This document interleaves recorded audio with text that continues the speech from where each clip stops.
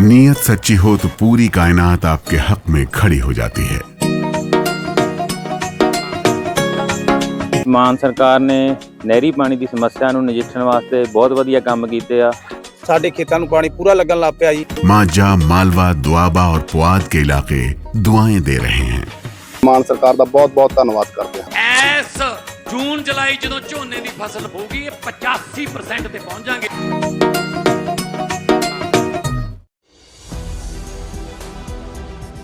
Raju sir देखिए, बहुत सारे सवाल ही सवाल हैं और तमाम किसी का जवाब तो आ नहीं रहा। तो अब इस वक्त में ये नहीं है कि जो सुप्रीम कोर्ट ऑफ इंडिया है वो इंटरवीन करना चाहिए, नहीं होना चाहिए कि अब आ जाइए सुमोटो उठाइए, क्योंकि आप 100 करोड़ से ज्यादा जो सनातनी और हिंदुत्व के जो हम पैरोकार लोग हैं, सब उसको लेकर कहीं ना कहीं हमारा आपका ट्रस्ट का पैसा है। सुप्रीम कोर्ट के वर्डिक्ट पे ही तो सारा कुछ आगे बढ़ा था, ये सारा का सारा मामला। तो आज नहीं ये महती आवश्यकता है कि अब कहा था मुख्यमंत्री जी ने कि दूध का दूध पानी का पानी हो जाएगा, वो कर रहे थे, अभी भी दावे कर रहे हैं, धमका भी रहे हैं, वो बयानबाजी उनकी जारी है। तो ऐसे में क्या अब आ जाना चाहिए, नहीं आना चाहिए? इस वक्त तो जरूरी है ना शायद।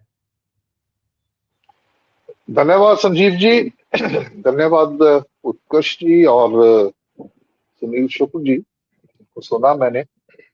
तो आपकी तरह से हम भी मीडिया में जो भी रिपोर्टिंग होती है वो देख रहे हैं क्या हो रहा है। तो लीपापोती तो हो ही रही है, लेकिन मेरा ये मानना है कि ये जो चल रहा है,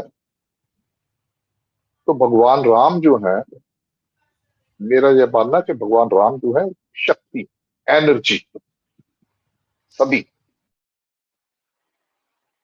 तो उन्होंने तो दे दिया है अपना निर्णय कि वो शक्ति है, पूरे पूरे ब्रह्मांड में विद्यमान है, इसीलिए तो उनकी पूजा की जाती है, लोग मानते हैं उनको। तो उन्होंने तो बता दिया। इस प्रकरण का सामने आना ही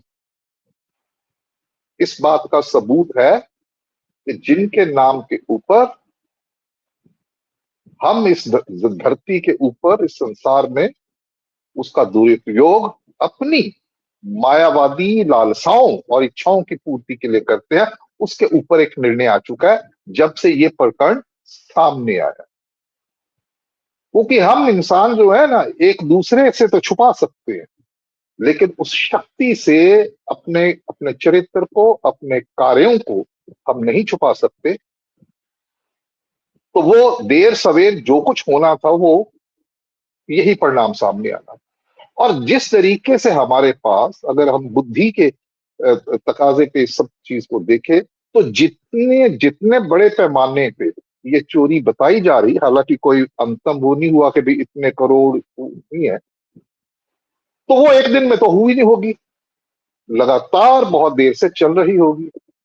तो ये जो महानुभाव जो 14 सदस्य हैं, राम जो तीर्थ क्षेत्र जो है, राम मंदिर तीर्थ क्षेत्र ट्रस्ट के हैं, जो बिल्कुल चुन के लगाए। अब ये भी बताने की जरूरत नहीं है कि ये जो 14 सदस्य हैं बने हैं, क्या वो प्रधानमंत्री नरेंद्र मोदी की सहमति के बिना, क्या वो आरएसएस प्रमुख मोहन भागवत की जो सहमति के बिना, या वो यूपी के मुख्यमंत्री योगी आदित्यनाथ की सहमति के बिना उनको नियुक्ति हो सकती? बिल्कुल नहीं, कतई नहीं। तो अब जो अपने उन्होंने जो किए थे, उनके बावजूद भी ऐसा हुआ, तो निश्चित रूप से सवाल तो उठेंगे, और सबसे पहले उसी अयोध्या की धरती से। लेकिन इसका निर्णय, इनकी जो मंशा है कि भगवान राम के नाम को कौन से ये उद्देश्य के लिए उसका दुरुपयोग किया जा रहा है, इसका तो 2024 में सबूत सामने आ गया था कि ये जो ताकतें हैं, जिन्होंने इतना इसको बढ़ाया चढ़ाया अपने अपने अपने अपने हितों के लिए, दुनियावी हितों के लिए, अपने राजनीतिक हितों के लिए, अपने स्वार्थ के लिए। तो जब ये अयोध्या से लोकसभा की सीट हारे थे, तो उस वक्त मुझे लगता है कि उस वक्त ये संकेत इनको पकड़ लेना चाहिए था, लेकिन नहीं, इसलिए क्योंकि इनके अंदर भगवान राम को एक शक्ति की तरह से लेने वाला एक अवेयरनेस इनके अंदर है ही नहीं। इनके राजू लिए सर, कि भगवान राम को कुछ मर्जी नहीं। मैं बहुत बहुत ठीक बात कर रहा हूं, बात असल में यही है जो मैं बोल रहा हूं, बाकी सब झूठ। उसने पकड़ लिया, उसने कर लिया, उसने बचा लिया, अंततः होना क्या है? कुछ भी नहीं होगा। मैं कह रहा हूं कि एक मनुष्य को दूसरे मनुष्य से तो आप छुपा सकते हैं, आपके पास सत्ता, आपके पास ताकत है, डरा सकते, धमका सकते हैं। किसी छोटे छोटे जो लोग हैं, सिपाहियों की बात जैसे उत्कर्ष जी ने बहुत अच्छा उसका उदाहरण दिया, वो छोटे लोग जो हैं उनको तो पकड़ लेंगे। चंपत राय जी जो इसके सच्चे, उनका इस्तीफा कब आ रहा है? 7 जून का मामला है, एक हफ्ते बाद एफआईआर हो रही है, 23 जून को वो जो सिट बनाई थी उसकी रिपोर्ट आ रही है, और 2 दिन के बाद ये गिरफ्तारी हुई। इतना लंबा समय लगा इनको, और बिना किसी जवाबदेही के चंपत राय जी की। और हम कह रहे हैं कि उसको रीऑर्गेनाइज, उसको वो दोबारा उसको बनाया जाएगा, उस ट्रस्ट को। तो उस वक्त कौन से महापुरुष आएंगे, जो संत आएंगे इसके अंदर, जो सब व्यवस्था को सुचारू कर देंगे? तो मैं ये कहता हूं कि ये प्रकरण हुआ ही इसलिए है, सामने ही इसलिए आया है, ताकि जो भगत जन जो बैठे हैं ना, वो उनकी भी आंखें खुले, लोगों की भी खुले, और ये लोग भी, कि आप भगवान राम जो एक शक्ति है, आप उससे ज्यादा शक्तिवान नहीं है। आपको ये जो देखने आपके सामने आ गया, आप बेबस हो। आप अपने इतना सब कुछ कंट्रोल किया हुआ है, आपने जुडिशरी कर लिया, अपने राजनीति कंट्रोल की, सब कुछ कंट्रोल, उसके बावजूद भी ये सामने आ गए।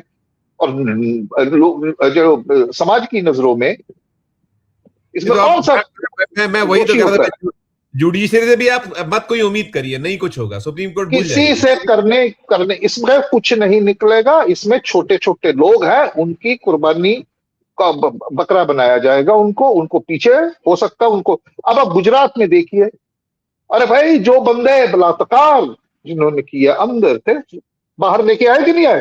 हार पहनाए कि नहीं पहनाए उनको? गुजरात में हुआ, सभी ने देखा कैमरे के सामने।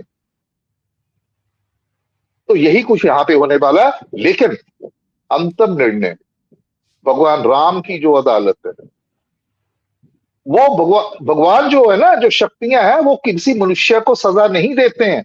मनुष्य को सजा मिलती है अपने कर्मों की वजह से। ये जो काले कर्म, तो ये देर सवेर सामने आना ही था, और वो सामने आ गया। तो भगवान राम की अदालत ने फैसला सुना दिया, बिल्कुल क्लियर है कौन दोषी है कौन नहीं है। ठीक। बाकी ये लोगों को, इंसान की प्रवृत्ति है ना कि इंसान दूसरे इंसान को तो बुद्धि अपना क्या कहते हैं बना सकता है, बेवकूफ बना सकता है, लेकिन उसको नहीं। तो देर सवेर तो ये एक जिसे कि मैं कहता हूं कि इनकी जो पोल खुलने वाली है, जिस के आधार पे ये अब तक राजनीति करते आ रहे हैं, तो ये उसकी एक बहुत बड़ी एक चट्टान जो है, उसके खिसकने के माफिक है ये जो कुछ हो रहा है। अब सवाल उठेंगे जब पीछा नहीं छुड़ा पाएंगे। ठीक है जी। तो ये भगवान राम की अदालत का निर्णय है, जो पहले ही आ चुका है। इनका आता रहे ना आता रहे, ये बात की बात है। जी।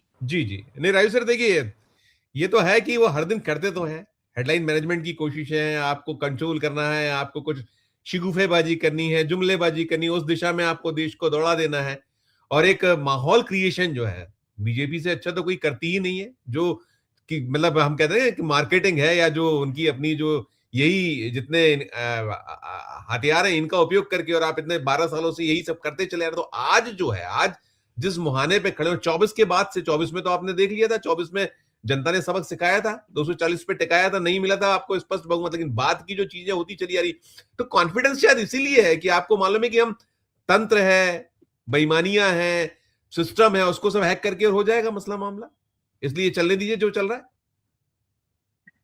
है। ऐसा भी इतना आसान नहीं है, क्योंकि ये जो हुआ है पब्लिक लाइफ में, राजू सर आप सांसद आप तोड़ के ले जा रहे हो। आप क्या चल रहा है देश में इस वक्त? कुछ भी तो चल रहा है, और बार बार ये भी कह रहा है कुछ बहुत बड़ा होने वाला है, कुछ बहुत बड़ा होने वाला है। तो वो बड़ा क्या होगा?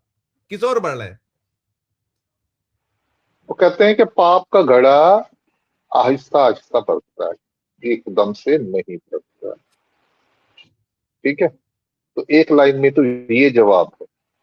अब चूंकि आपने मुझसे सवाल पूछा, मुझे बोलना भी पड़ेगा, तो जी इसका थोड़ा सा इसकी व्याख्या भी कर दूं जो मैं कह रहा हूं जी कि कितने प्रकरण हुए, कितनी ऐसी ऐसी चीजें हुई हैं जो कि जिस जिस उद्देश्य के लिए आज का एक जो लोकतांत्रिक प्रणाली है, जिसको अपना के हम अपने आप को संचालित करते हैं, दूसरों को एक एक क्या कहते हैं, एक मैंडेट देते हैं कि आइए आप व्यवस्था चलाइए, हमने आपको चुन लिया है।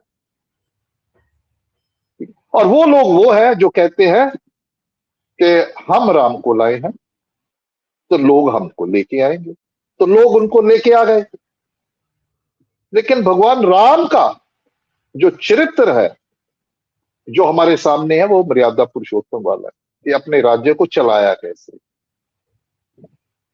उसका एक भी अंश क्या आपको, जिनको राम के नाम पे लोग ले आए, उनके अंदर जो व्यवस्था जिस तरीके से चल रही, उसका एक भी अंश आपको दिखाई पड़ रहा?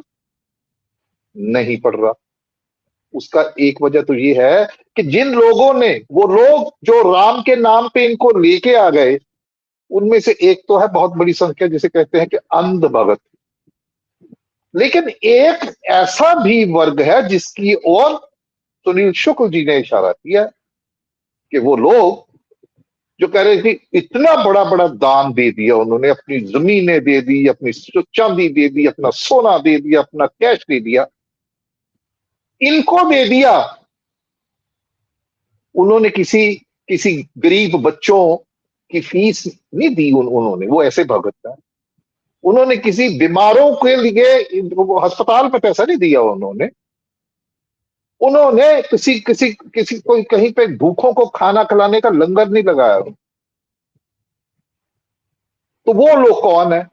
उनके लिए ये जिसे अंग्रेजी में कहते हैं मोमेंट ऑफ ट्रुथ, कि भैया हम क्या सोच रहे थे, ये क्या हो गया। तो वो फ्लोटिंग जो लोग हैं, उनका जो खिसकने का चिंता है, उसकी वजह से ये जो लिपापोती हो रही है, उसकी वजह से हो रही है।